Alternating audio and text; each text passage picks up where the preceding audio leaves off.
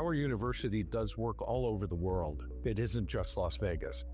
But Las Vegas does serve as a very, very interesting example of how to contextualize gambling in a way that draws more people in, but also makes it more acceptable.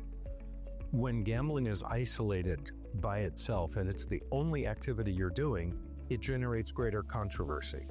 Well, one of the things that we're looking at is whether or not it should. What are the realities of iGaming, for example? What are the outcomes? What are the social outcomes? What are the economic outcomes? How do we understand this activity in the broader picture of entertainment? In terms of Las Vegas, that clearly is a land-based environment.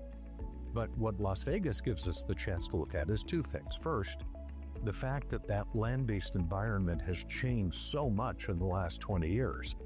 There are lessons to be learned for every market around the world, where you allow for investment by reducing taxation, you allow for investment in non-gaming amenities that people want. Entertainment, sports, retail, shopping, dining, etc. And the gaming doesn't shrink. The gaming doesn't get less. The gaming gets more because you have more and more and more people interested in this. So I think that Las Vegas becomes a very interesting example of how to think about gaming. The other aspect to this is, I'm going to call it the Las Vegas effect on the online experience. So this I mean in two different ways. First, the direct. If I'm MGM, if I'm Caesars, Resorts World, and I have an online presence, how do I get those customers to also go to the properties? And how do I get the customers at the properties to go online when they're not at the property?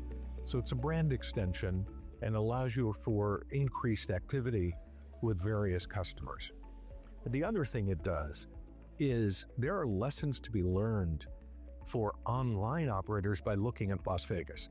And they can look at their own product and they can be able to study it and say, are we simply offering gambling or are we offering an experience? Because those are very different things. And to my mind, that's where the iGaming sector of the industry needs to move. It needs to move more toward delivering a broader form of entertainment beyond just, I put €5 at risk, do I win 10? But, maybe in the winning, there are other things. There are other experiences that you can generate online.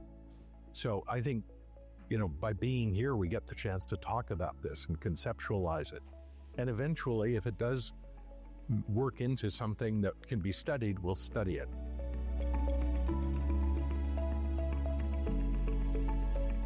I think what's lacking is a broader understanding of what are the impacts of this.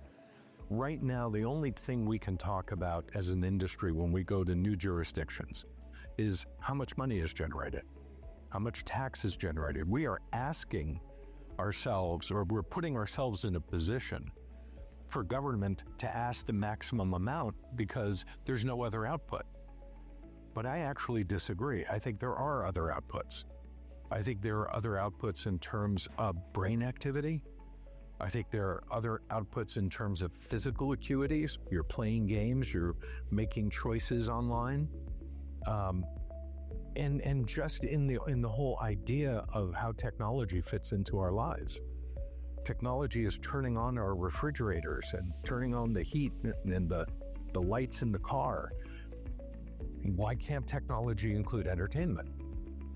But that's not how the industry is describing it or thinking about it.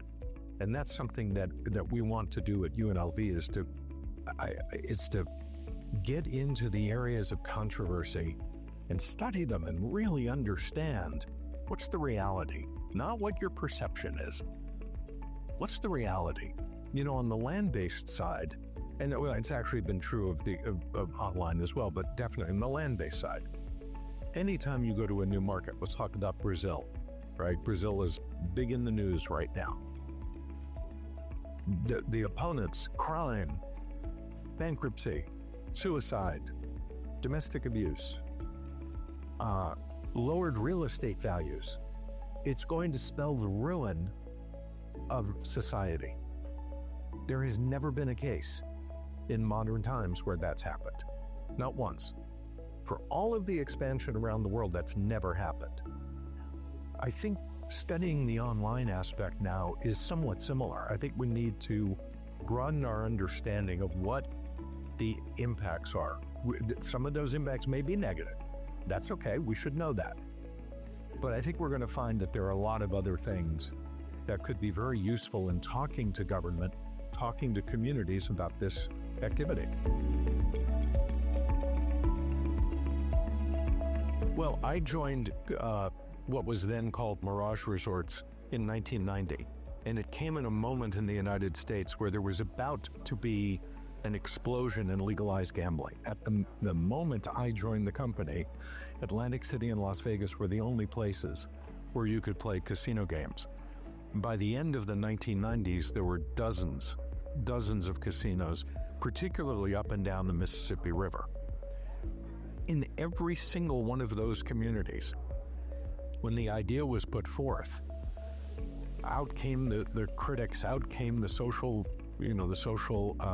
critics of this, claiming it was going to do all kinds of horrible things to the community. When we first started this, we didn't have any evidence to support a response. They had their beliefs, we had our beliefs, but no one had the ability to say, look, 20% of the employees who work in this place had been on government assistance. They're no longer on government assistance. What percentage of, whether they're casino or online game, it doesn't matter, what percentage of employees send their kids to college? How does that compare to manufacturing? Because every government will fall all over itself to get manufacturing. That's so important. Or agriculture, right?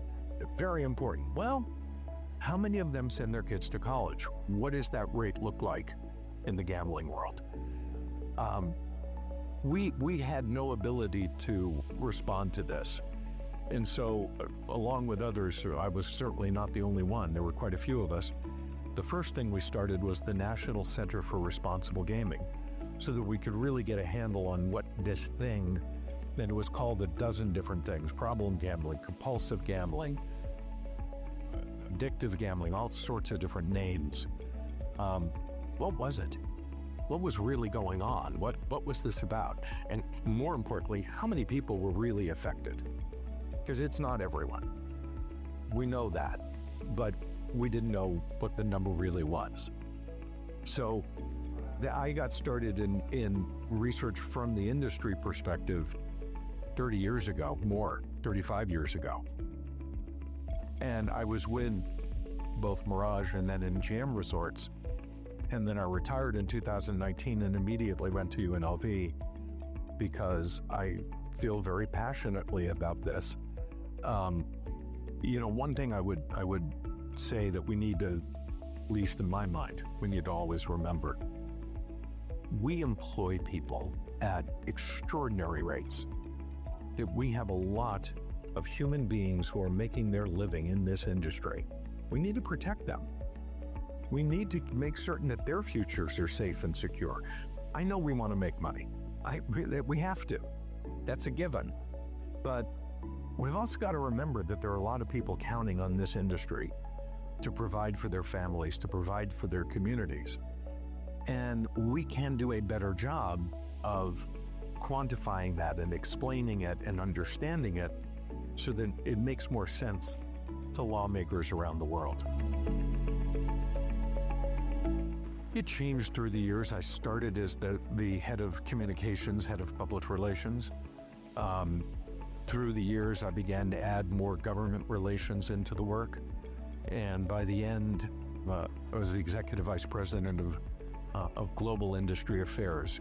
So I was doing a lot of development. I spent a lot of time in Japan working on getting government to support the law to allow casinos in Japan. And I've also spent almost the entire 35 years, one way or another, involved in responsible gambling.